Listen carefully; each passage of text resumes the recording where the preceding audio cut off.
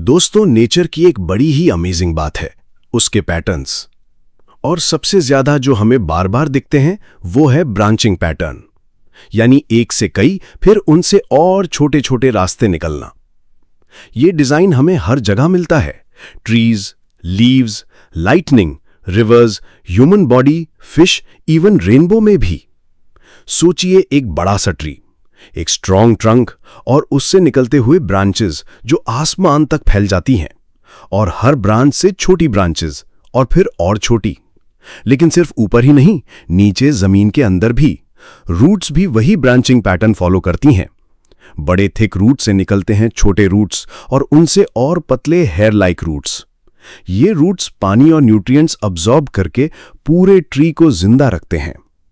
ऐसे ही लीफ के अंदर भी छोटी छोटी वेन्स एक हाईवे की तरह न्यूट्रिएंट सप्लाई करती हैं।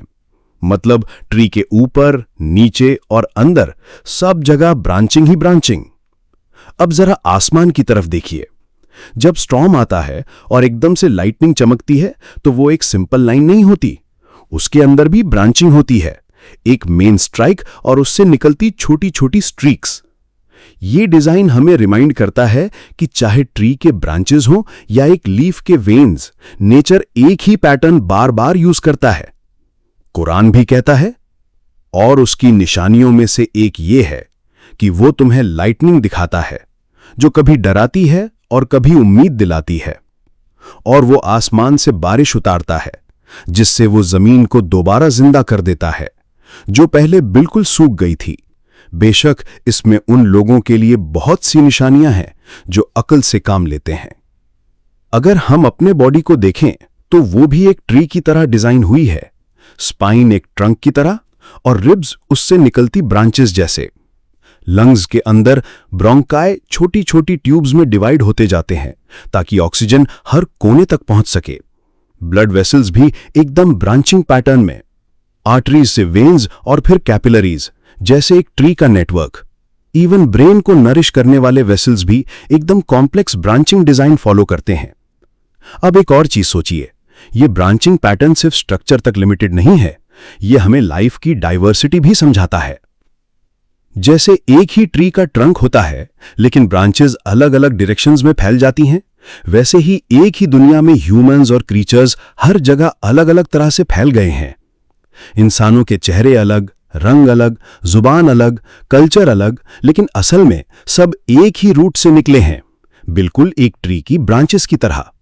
एनिमल्स में भी देखिए, बर्ड्स, फिश, इंसेक्ट्स, मैमल्स सब अलग अलग शेप्स, साइजेस और हैबिटेट्स में हैं, लेकिन उनके अंदर एक ही डिजाइन प्रिंसिपल्स रिपीट होते हैं। लंग्स का ब्रांचिंग सिस्टम, ब्लड वेसल्स का नेटवर्क या स्केलेटन का बेस। कुरान में अल्लाह फरमाते हैं, और उसकी निशानियों में से आसमान और जमीन का पैदा करना और तुम्हारी जुबानों और तुम्हारे रंगों का अलग अलग होना है। बेशक इसमें इल्म रखने वाले के लिए बहुत सी निशानियां हैं। जैसे ब्रांचिंग एक से कई पाथ्स बनाती है, वैसे ही हम सबके बनाने वाले ने काउंटलेस डाइवर्सिटी पैदा कर दी। कुरान में अल्लाह फरमाते हैं, जमीन में बहुत सी निशानियां हैं उन लोगों के लिए जो यकीन रखते हैं, और तुम्हारे अपने अंदर भी, क्या तुम देखते नहीं? अब जरा रिवर्स को देखिए। हर रिवर एक छोटी सी सोर्स से शुरू होती है, जैसे ग्लेशियर, स्प्रिंग या रेन वाटर। फिर छोटे स्ट्रीम्स जुड़ते हैं और वो एक बड़ी रिवर बन जाती है, और आगे चलकर रिवर खुद भी छोटे चैनल्स में स्प्लिट हो जाती है, ब्रांचिंग बनाते हुए। ये ब्रांचिंग जमीन को पानी देती है, फार्मिंग को सपोर्ट करती है और काउंटलेस लाइफ फॉर्म्स को घर प्रोवाइड करती है। कुरान कहता है, क्या उन्होंने जमीन की तरफ नहीं देखा कि हमने उसमें कितनी ही फाइन प्लांट्स उगाए हैं? बेशक इसमें एक निशानी है, लेकिन उनमें से बहुत से ईमान लाने वाले नहीं थे। अब चलिए लाइट की तरफ। जब रेन के बाद रेनबो बनता है तो वो भी एक तरह की ब्रांचिंग है। एक सिंपल व्हाइट सनलाइट जब वाटर ड्रॉपलेट्स में जाती है तो रिफ्रैक्ट यानी बेंड होती है और फिर स्प्लिट होके अलग अलग कलर्स में ब्रांच कर जाती है, वायलेट से रेड तक। ये भी वही प्रिंसिपल है, एक सोर्स और फिर उससे निकले मल्टीपल पाथ्स। चाहे ट्रीज हों, lightning, human body, fish, reverse या रेनबो, ब्रांचिंग पैटर्न हमेशा रिपीट होता है। ये हमें रिमाइंड करता है कि जो कुछ भी आसमान में है और जो कुछ भी जमीन में है, हर डिजाइन के पीछे एक ही क्रिएटर की कुदरत है और सब तारीफ सिर्फ उसके लिए है जो सब कुछ पैदा करने वाला है।